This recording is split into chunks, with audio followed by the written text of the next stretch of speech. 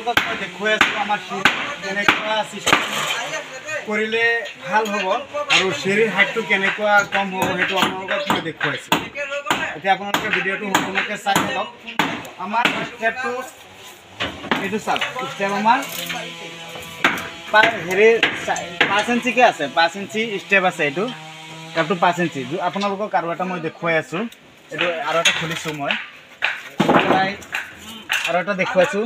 চাওক কিমান আছে, 5 ইঞ্চিতকৈ অকণমান কম আছে। এইটো চাওক 5 ইঞ্চিতকৈ কম আছে।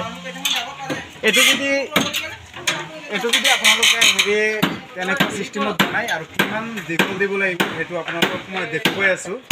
আৰু হাইটটো যদি কম হয় ষ্টেপত, তেতিয়া ধৰক বুঢ়া বয়সত উঠিবলৈ বহুত মানে সুবিধা হয়, ভৰি নিবিষায়।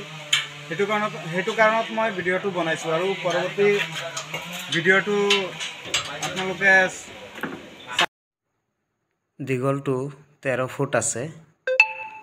13 ফুট দিলে 5 ইঞ্চিকৈ ষ্টেপ ধুনীয়াকৈ আহিব। আৰু যদি 12 ফুট দিয়ে তেতিয়া 6 ইঞ্চিকৈ আহে।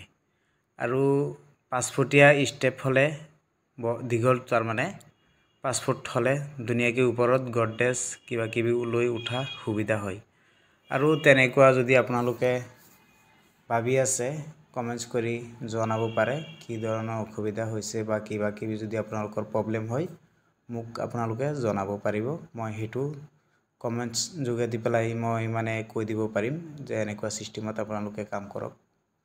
সেইটো আশা কৰিছোঁ আপোনালোকৰ আগত। আৰু মোৰ চেনেলটো আপোনালোকে আছাম হাউচ এনাৰ ছাবস্ক্ৰাইব